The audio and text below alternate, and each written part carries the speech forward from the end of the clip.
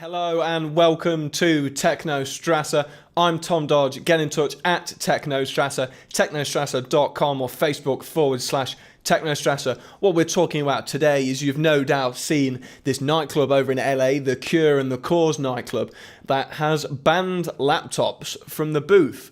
And this has triggered a wide-ranging response from people all over the DJing world, some supporting it, some saying it's a completely stupid decision.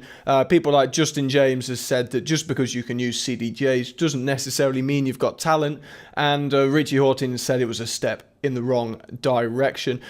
So what we're going to do today is we're going to speak to our good friend over in Detroit, Mr. Alex Metro. He's been DJing for longer than I've been alive, so he'll be able to fill us in on how much DJing has changed and what does banning laptops mean, and is it the right move, and what can we kind of learn from this. So I'd like to welcome Alex Metro.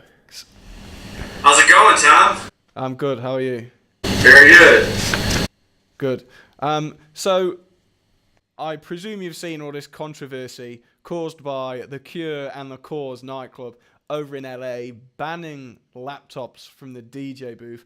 Can we just quickly get your don't jump out the window now. Can we quickly makes me feel like if that answers your question. Yeah, I was about to ask, can we quickly get your thoughts on this whole controversy?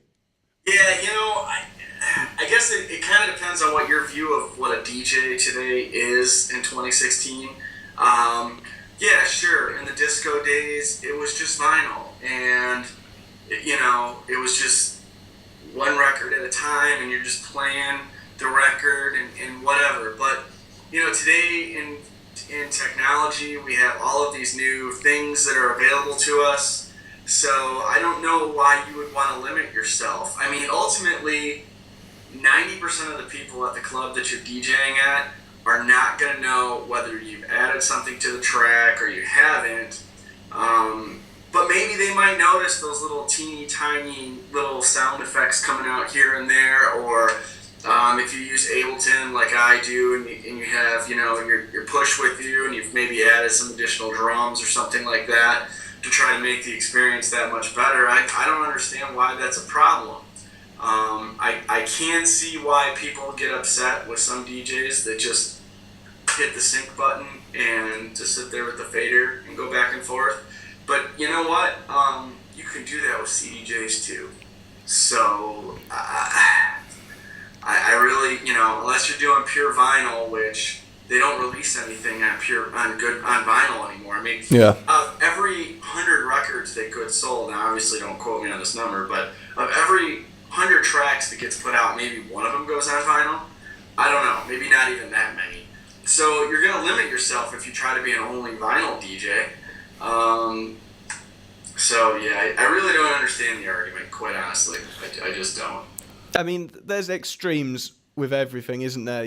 You can be the really basic controller DJ, press sync, move the fader over, press sync again, and maybe people will still have a good time. But then you can be a clever controller user, and you can use the effects. On something like Tractor, you've got hundreds of different combinations of effects that you can use, and samples and things like that can add. Maybe you're right, 90% of the people won't notice, but it adds to like the icing on top of the cake for the experience if you can add a nice little unique twist. And I think just blanket banning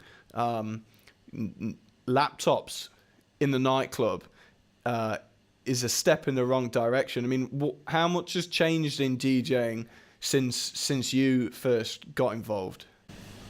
Almost everything.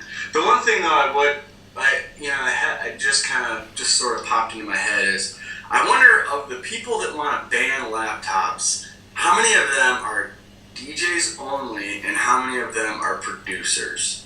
I wonder if there's anything there, because my DJ friends that I have that are only DJs, a lot of them feel that way about laptops. But the ones that I'm friends with that are producers don't. So I'm wondering if you were able to take a sampling of people that felt no laptops in the booth and find out how many of them actually produce versus how many of them just DJ, and I wonder if there would be some sort of a discrepancy there. Yeah. I'm not saying one or the other is better, so I hope nobody misinterprets that as, oh, well, he's saying he's too cool because he's a producer. That's neither here nor there. I'm just curious because I'm trying to get to the bottom of who thinks this, why they think this, and kind of where their head's at with that. In terms of what's changed, I mean, honestly, man, when I first started out in 96, 95, 96, I had my 2 turntables. I had an MC303, which was kind of like, it was Roland's answer, I think, to an MPC or an MP1200 or something back then. And, it was a groove box. You could store some things. You could make some music. It had a little step sequence around it. But that was pretty much it. We didn't have any other kind of digital technologies that would allow us to add anything. But all the way back then, I mean, people wanted to use that. Jeff Mills started using a 909 in his DJ sets. Richie Houghton started the whole Dex FX 909 thing. So, I mean, technology has grown and changed, and I think we're limiting our culture, quite honestly, by not allowing laptops in the booth. Yeah, I agree with you. But part of what this nightclub has come out and said as well is that they are dedicated to preserving the culture and the spirit of house music and of DJing. So are laptops taking things in a different direction that perhaps damages the culture and the spirit of DJing? It depends on what you mean by house music. If it's actual house, like I don't know, like disco house, I don't know if you could really add much to it then anyways. But if you're going to be playing techno or tech house or something like that, I don't understand how it would damage that. I mean, I don't know. I just disagree. And obviously I might sound biased because I use Tractor, but I mean, for smaller sets, I do use CDJs and I do match beats. I mean, I don't see how that is like a technique. Matching beats is the technique that makes you a DJ. Yeah, exactly. I taught my wife how to match beats in 20 minutes, and she hates techno. But I was able to teach her how to do it on turntables literally in 20 minutes, and she's like, "That's it." And this was back in 1998, and she's like, "That's it." I'm like, "Yeah, that's about it." And she's like, "Yeah, I don't see it." But yeah. You know what? It's really special when you have 3,000 people in front of you and they're screaming because they like the song you just put on, but they don't really know anything else. Yeah. I mean, I couldn't control, I could take a minimal track today, and now I'm rambling. I could take a minimal track today with Ableton, and it could just be a bass line and maybe a couple of little sounds, but I can take Ableton and my push, and I can do a roll, I can build it, I can break it back down, I can change the drums on it completely. I can take a track and turn it into whatever I want to suit the energy of the room at any given time. Yeah. Why would you want to limit that? I don't know. I just feel like it's a limitation. Yeah, I mean, big hero of mine, Justin James, put out a tweet saying, just because you can use CDJs doesn't necessarily mean you've got talent. And, I'm sure you've seen it. I've seen it here in England. Many DJs go up there thinking they can DJ. They get up to CDJs, they press play, and then they completely train wreck the next mix and the next 10 mixes afterwards because, just because you've got the fancy CDJ 2000s and the fancy mixer doesn't necessarily mean that you're a good DJ. I mean, I've always worked on controllers anyway, but I can beat match, but, it doesn't matter what's in front of you. Once you've got that beat matching skill, you can do it on anything. And I think, by saying no, you cannot use laptops, it shuts the door on so many avenues of creativity and kind of music production. Like one of the best sets I ever saw was Kink.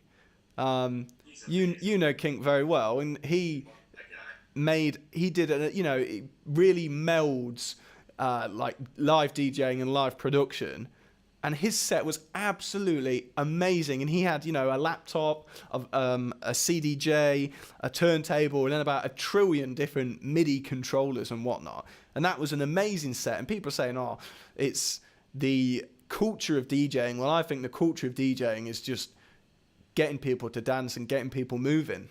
Totally. Yeah. 100% agree. Exactly. 100% agree. Yeah, he gets everybody involved, but in a good way. Yeah. Not like a Hardwell way where it's... I mean, he will literally, like... Hand out his equipment, yeah. He'll be like... He'll come up to you and be like... Hit it! His set was amazing. Actually, beating on the drum themselves, and it's so cool. I watched him have a guy, hey, walk up here and just program my bass line for me, and he put out an Ovation Launchpad and just told the guy to hit whatever buttons he wanted, and the guy did. He programmed the bass line for the whole next 5 minutes. I mean, the guy didn't know what he was doing. He's like, do I hit this? Oh, I hit that. Okay, and that was it. But he made something out of it, a lot more than just, let me cue up this record. Go. Or with CDJs, it's not even that hard. No, it's tap on the cue. Yeah. And then hit play. Hit play. It goes. And they beat sync so well. That pitch is so tight. It's not like a turntable at all. So definitely you have no leg to stand on if you compare CDJs to laptop DJing. CDJs are no more cool or anything like that than a laptop. You don't have a warped record potentially that you're trying to keep beat matched in there. You know? So yeah, but anyway. Say a big thank you there to Alex Metro. Make sure you check out his productions over on Detroit's Subdivision. Check out his Beatport page. So what we covered there was everything a bit to do with where DJing's come from, where is it potentially heading, and how will people like Richie Horton, Justin James, people that use laptop only or laptops well within their sets, people like Kink, how will they react to this ban? And maybe the club is just doing it for a bit of self-promotion. We don't really know, but make sure you tell us what you think about this hot topic right now. Let us know at TechnoStrasse, technostrasse.com, or Facebook/TechnoStrasse. Until next time, I've been Tom Dodge. This has been TechnoStrasse.